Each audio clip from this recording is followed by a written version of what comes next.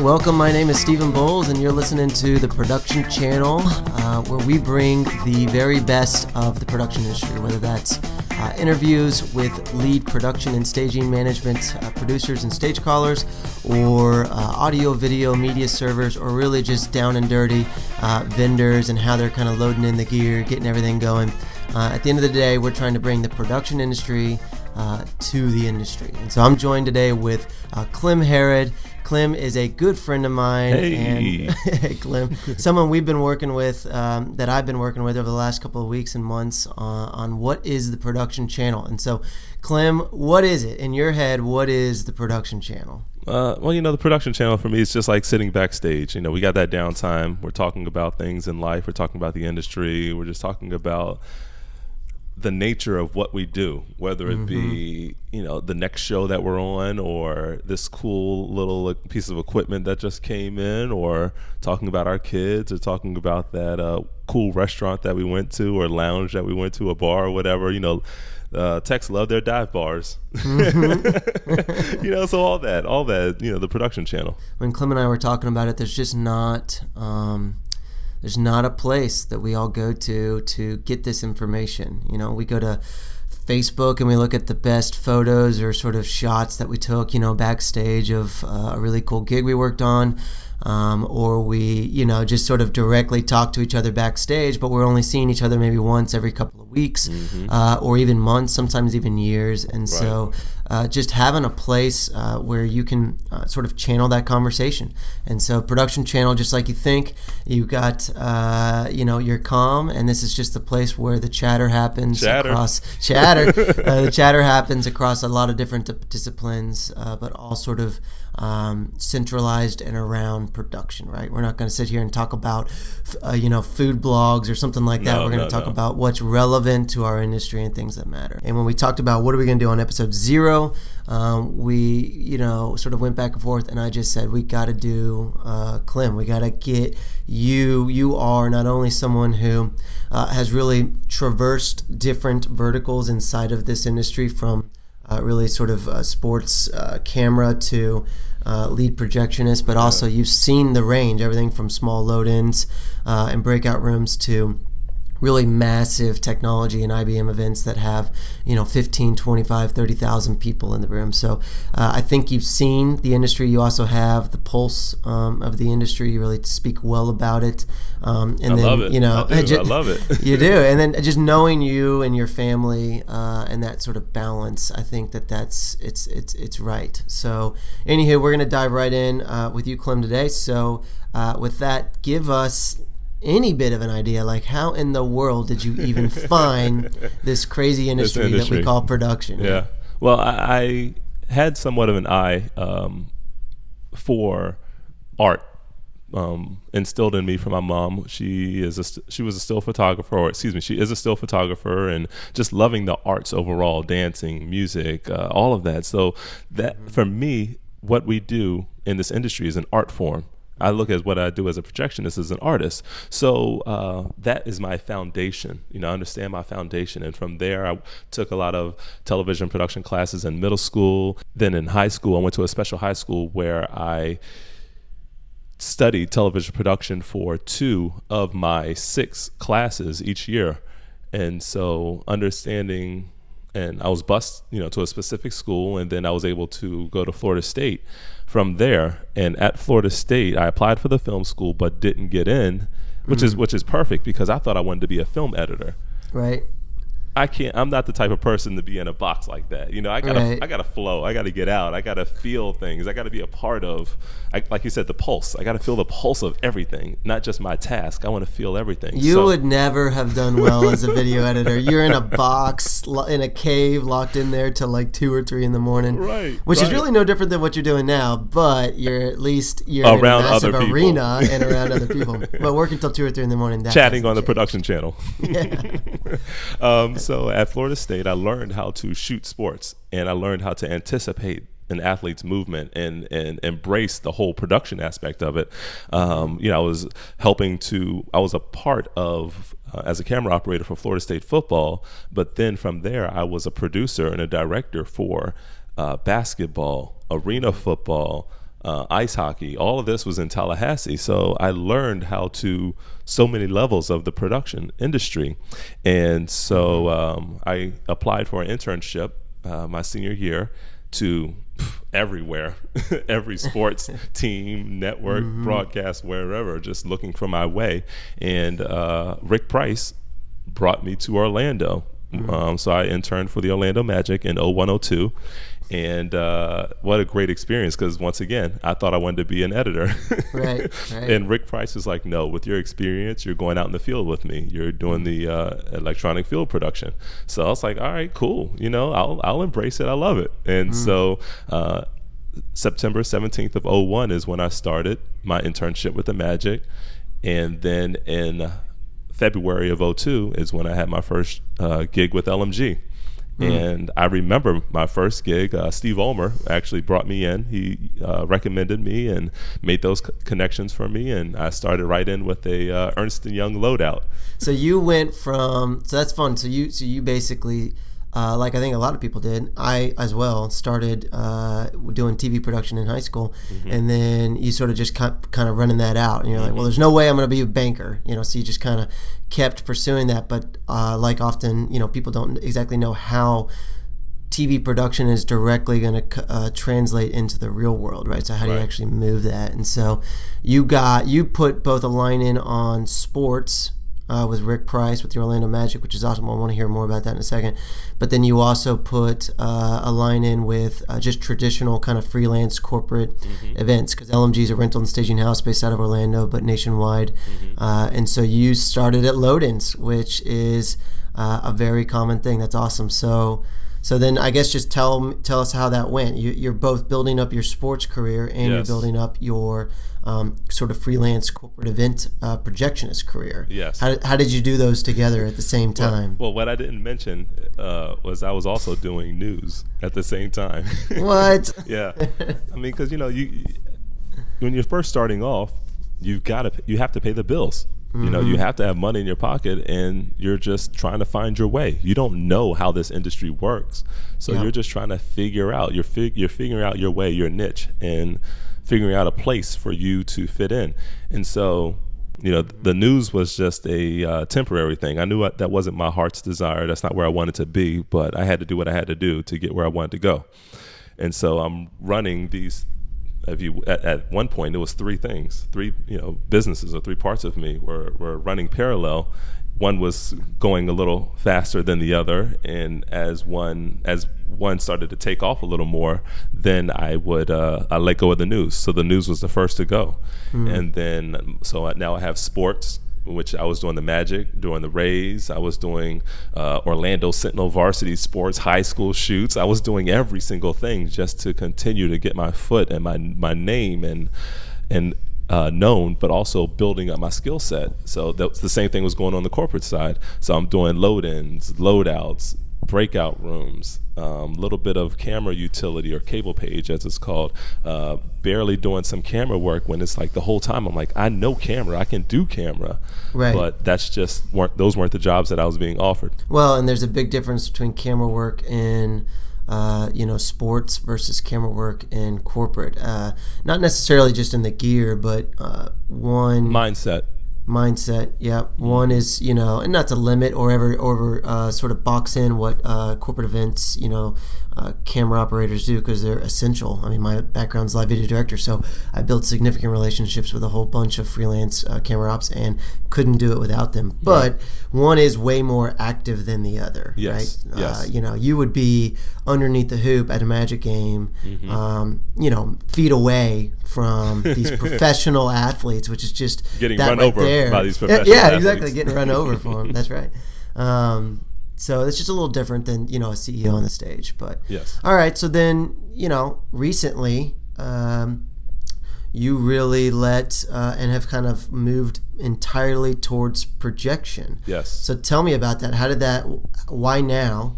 And really, how specifically have you moved from doing just a load in every once in a while to make another extra couple of bucks to a career as a professional freelance projectionist? Right. So there was a need, Basically, there was a need, and I would get phone calls and emails. Hey, are you available these dates? And I look at my calendar and I say yes. I would either be wide open or I would have to move a couple of things around. But hey, the money was good, the opportunity was there. You say yes to the job, you take the job, and then okay, cool. You're going to be a projectionist. So you heard that pause? Right, you heard that pause. That's exactly what was going on in my mind. It's like, okay. Yeah. But you take the opportunity, you figure it out, because that's what you do to pay the bills. That's what you do to work your way in. And fortunately, I had some people that were willing to show me a couple of tricks here and there, but I never had the understanding from the beginning of what it took. And so I'm taking these gigs, and year by year, gig by gig, I'm picking up skills and understanding, oh, okay, so this is what you do. This is how you manipulate the projector in order to get this result. And understanding, oh, okay, so yeah, I do see a little green in that image when I'm color balancing. So in order to get rid of that green, okay, I'll back this out, or I'll add a little of this or a little bit of that.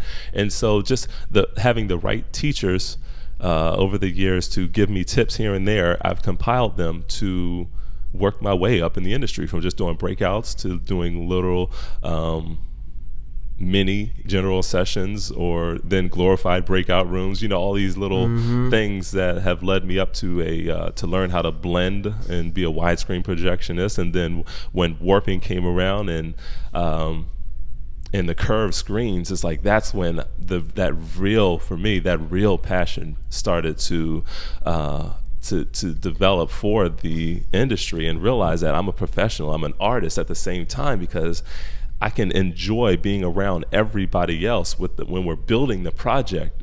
But then when it comes to the warping aspect, that's when you'll see me on show site. I'll set up my little workstation, I'll set up my candle, I'll put on my my little comfy pants, whatever. But that's where, for me, that's like sitting in that edit booth. That all those times where I wanted to be an editor and be to myself in certain aspects, when I'm warping, I can be to myself. I'll get in my music, I'll shut out the outside world, and I'll focus on that screen and that detail. So that's interesting. Let's dive into specifically like the technical craft of projection, and just to kind of sort of paint a wide stroke on it. When you go to a large corporate event, anything like that, it's common now to see a super wide screen on some level, which is really made up of a series of projectors left to right, all sort of blended together. And so Clem, as a freelance projectionist, that's what he's doing. He's coming in early, he's loading in, sort of working with rigging, setting up those projectors and stuff. So tell me, because you, like you just said, you moved from load-ins to now sort of really front of the line projection, where you're dealing with curved screens, etc. You learn from event to event to event, but it's often hard to break out of what people's expectations of you are. So tell me about that. Like when curved screens came around, did you intentionally take that on as a technology or a particular like niche of projection that you wanted to own and be on the front lines of? And then did that produce for you more of a demand just because now they knew Clem knew this, knew how to pull this off? Yeah, well, it all started with a great teacher of mine, my Obi-Wan Kenobi, if you will, Phil Licari. And he and I were working on Philly. That's my man all day. And so we're working on a show in Vegas, of course, large curved screen for Chipotle. I'll never forget it. And so we're working there overnight, and his computer crashed. And he's a PC guy, and I'm a Mac guy, and so I'm just over his shoulder watching him, understanding what's going on, and just kind of picking up things, asking questions, but not too many questions, because people are in their mind, in their workspace. And so once his computer crashed, I was like, well, you can use mine. I have Barco tool set on here, and it was that learning curve, that Mac PC learning curve, that just was a little frustrating at times. And so he gave me the opportunity to get in there for a bit, and I just took it on. I embraced it. But it was just that change of a mindset of seeing the potential, understanding potential, but realizing that you can grow from here. There is a way that you can take this skill set because you have an understanding of the manipulation of the light, because that's what we're doing with projection and warping. You have an understanding of the manipulation of light and the fine details to do things and see things that other people don't. So then, because my wife is an entrepreneur as well, a very successful entrepreneur, then it's a matter of, okay, now how do you monetize this? How do you make your living off of what your gifts are? And that's where I am now, just trying to understand that, I have a skill set that is appreciated and valued at this time in the industry, and just going from there. Take me through a recent event, right? Like one of the more recent, I think you just did one earlier this year with IBM and with Druid Design Dynamics. They're a great company, great production company. They do massive events, and IBM's really been on the front lines of really doing media servers and just sort of projection mapping really on larger canvases. But take us through really, how you engage an event weeks out or days out, and then certainly doing it during an actual load-in. Once you're in show, kind of what areas of responsibilities, how do you sort of take a show on when people are up on the stage? What are you doing? And then as far as load out and sort of post-event review, kind of take me through your life cycle of an event, a large-scale event. Okay. So after I get requested to be on a show or asked if I'm my availability, I then ask the show, the name of the show, the AE, the production company, and the venue, because all these factors are important. Understanding, okay, where am I traveling to? Which venue am I going to be working in, so I can kind of go back to my memory banks. Okay, yep, I remember that ballroom. Understanding who the AE is, so I can just have that direct contact for the questions that I have to get to the the TD or whomever. And then who's a client? Okay, yep, I'm familiar, Drury. Okay, cool. So then it's a matter of understanding, okay, so Craig, I'm going to deal with Craig Muir as my AE, Drury Design, and then getting all of the necessary documents as far as the quotes, the drawings, and the schedule. The production schedule is definitely important, so that you have an understanding of the expectations of what needs to be done by when. And then once I travel to the venue, getting there and understanding the load in, which trucks are coming in, where's our gear. Now, okay, I know how many projectors I'm going to have. Now it's a matter of separating them, figuring out which lenses match up with which projectors, and what combination match up to which screen. Then getting with rigging, getting with lighting, getting with the necessary departments, so that we can then work together to understand the overall expectations and when you need your time and when I need my time. Then I'm also building the relationship with the people who are going to be helping me, with whether it be other projectionists or stagehands, and that I might be sharing with the video department as a whole. So, okay, understanding that, okay, let me knock out what I need to do, and then we'll trade off stagehands throughout the day. Getting those projectors rigged up to the truss, or if they're on scaffolding in the back, building that scaff, marking our territory, and just, it's like Lego pieces. That's how I always equate it to. Just taking those Lego pieces in a box, dumping them into a ballroom, separating those Lego pieces, which are the cases and the equipment, by departments. And then now we're coming over here in this little corner, and we're going to start building our little piece to the set. And then the other departments are building their piece. And then all of our pieces come together. Now we've got this beautiful little erector set of a display for all to enjoy. And so once the projectors are rigged, screens are up, I'm networking and checking my signal path and making sure my power is good. Got my projectors converged for the how many ever number of screens that I'm dealing with. Then we go through and color balance, making sure that the whites are true white, the blacks are true blacks, and it looks good. The client's happy. Once client's happy, we get into rehearsals. Then I'm either managing my position as the projectionist only and making sure that everything is continuing to flow properly and nothing's overheating. Everybody's happy, including the projectors. The projectors are happy. Don't want them blowing up on you. Don't want them blowing up on me, because if they blow up on me, then the client's blowing up on me, and then that's just not good overall. And then you're not coming back next year. And then I'm not coming back next year. Or, I might be running playback, or I might be running playback and or records, and that's my end show duties. And then at the end of the show, based on department order and who's coming down first, waiting for your, pulling out your cases and waiting for your projectors to come down and tear them apart. If I'm dealing with the screen, tear that apart, throw it in a case and pack it up, send it off back to the warehouse for QC to come right back out for its next show.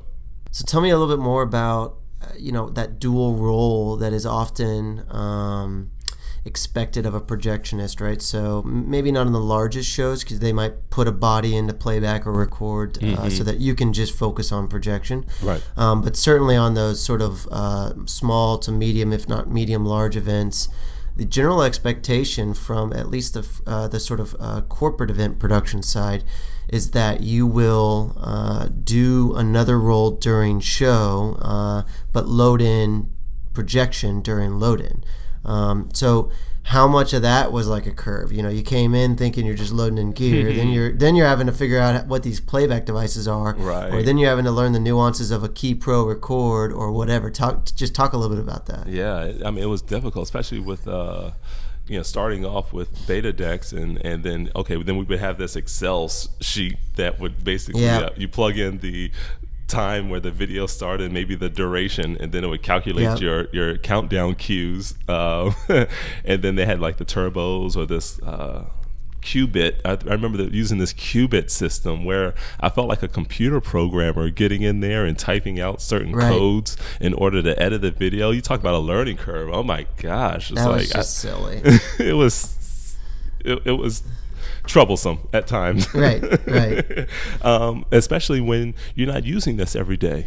You're being exposed to this piece of equipment on a gig sometimes for the first time, and then you won't see it again for almost a year or so, or sometimes you would see it all the time, but that would make it difficult. But when a product like Playback Pro came along, that's what made me switch over to a Mac, because Playback Pro was Mac based, but it allowed me to see how easy a Mac worked, and I enjoyed it. And then it's just once again playing on the computer. Then it felt more natural, it felt easier.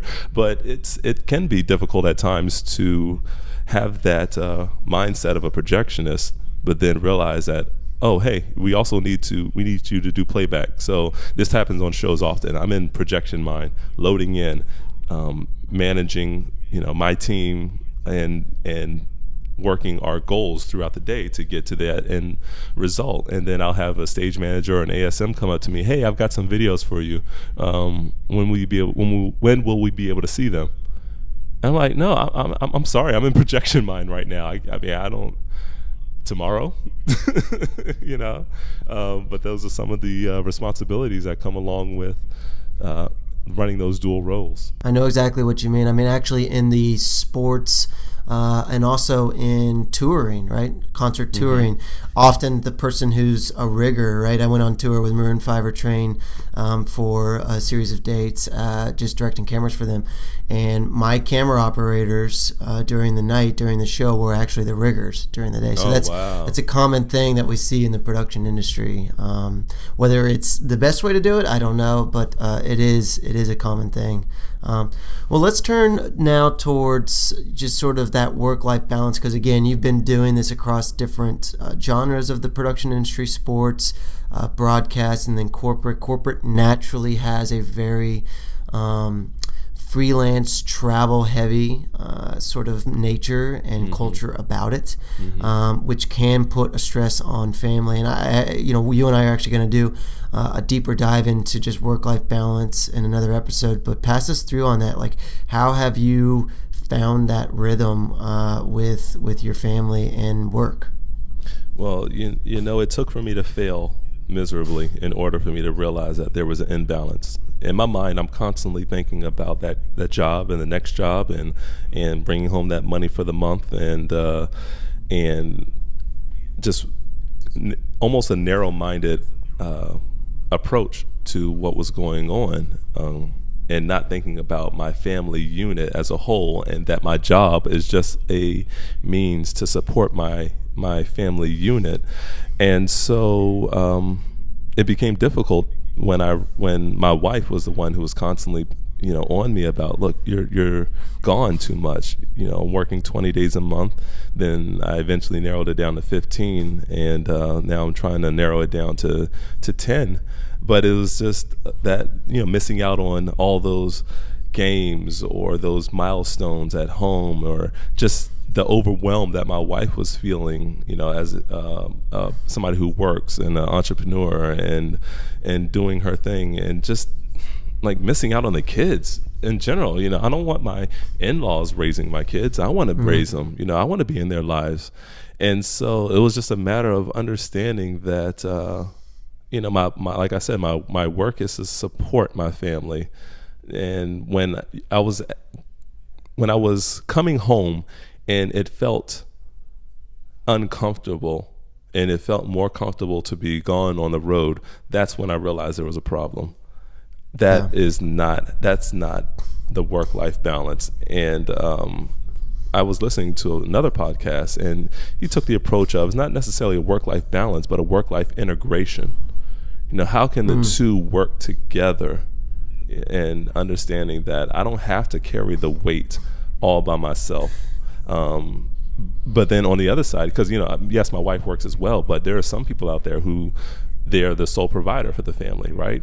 But when I'm talking about carrying the weight by myself, well, my spouse shouldn't have to carry the weight of running the household by herself either, or himself, you know, whatever your situation is. But it's a matter of understanding, okay, when I'm gone, I need to stay connected to home. I have to stay connected to home, and think about what are the things that I can do while I'm gone to be connected, whether it's setting up that schedule for my son to live by, to make sure that he's helping with getting himself ready, so that then my wife doesn't necessarily have to stay on top of him every morning about do this, do that, or emailing a teacher to set up a meeting, or if my son is taking private batting lessons, staying in contact with the coach via text message. You know, there's so many little things that we can do, and you know, each person needs to think about their own situation, their own schedule, but there are things that you can do to maintain that balance of your life, of your family life while you're gone. And even if you don't have a family, you have friends, or you have things in your city that you want to do, it's a matter of just keeping up with those things, looking at the schedule of concerts that you might want to attend, or texting your friends in a group, you know, a little group me, text messaging group, and saying, hey, I'll be back in town this day, let's make sure we get up. You know, just planning out your life so that your work and the road life doesn't become your life. It's true. I mean, hey, I always say I took a couple month hiatus from gigging and met my wife, and we got married. So it's just like, the fact is that if all you do is the work, then you will miss out. There's things that are going to get sacrificed on. So yeah, that's awesome, man. Yeah, we're going to jump into that another episode. Yeah, that's going to be a good episode. That's going to be good. All right. Well, let's take just another minute here. I want to hear about Projection 101. What in the world is it? I've heard rumors. You've mentioned it to me. I've heard other people kind of like you've been hearing about it. I've seen the hashtags in your Instagram. So just give us a taste of what Projection 101 is in your mind. Yeah. So, you know, Projection 101 for me is, it's not just a course. It's not just a class that I'll be taking, but it's a lifestyle. So understanding what it took for me to get into this industry, and understanding where the demand was. They need a projectionist. Okay, I'll take on that role, but I didn't know how to do it. So Projection 101 is a course that I've developed to help people who are stagehands, or just beginning projectionists, maybe a projection assist who wants to become a projectionist, full-time projectionist, setting up that structure for them to understand what it takes to be a projectionist, and understanding that step-by-step process of, first from being put on onto a show, for the entire load in, before that, from the entire pre-production process to the load in to striking. There are steps that you can take to help you to easily transition from that position that you're in to the position that you want to be. Now, when I say that Projection 101 is a lifestyle as well, it's also a matter of seeing yourself in one place in your life and seeing where you want to be, and understanding that you can be an architect of your own life and plan out the steps to get to where you want to be.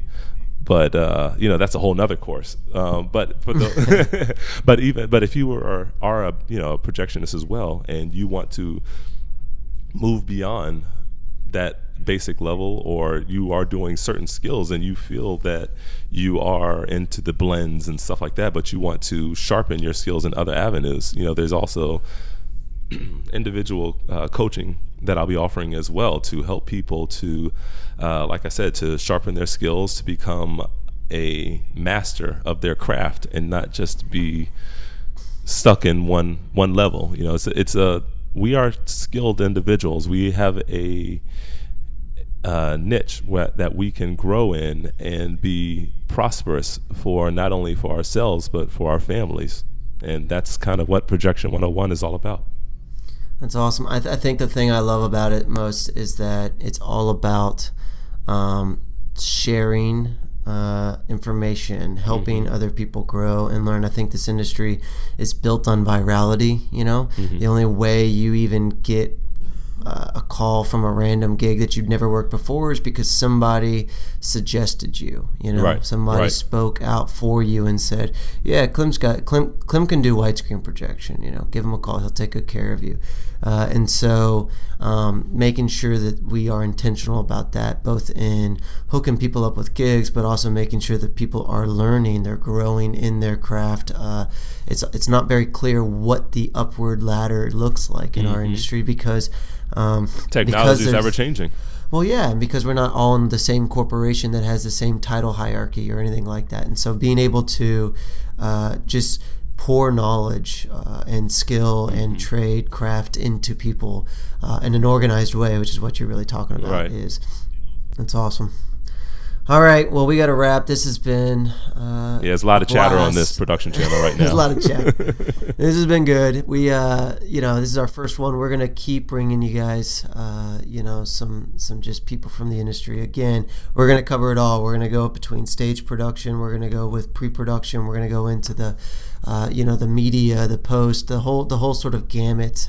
We'll take you through sports and broadcast, through news and back. So but just know that this is what we're here for. We are the production channel, and so whether or not you're traveling from gig to gig and you need something to listen to on the plane or while you're in the terminal, this is what we got. This is a place to come to. If you're backstage and you've got a boring CEO on the stage and he's been just kind of chattering forever, and you're going to either watch Netflix or cruise Facebook, please come to the production channel.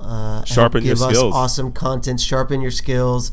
Learn a thing. Learn something about what another person is doing in this industry. And also reach out to us. Reach out to Clem. Reach out to me.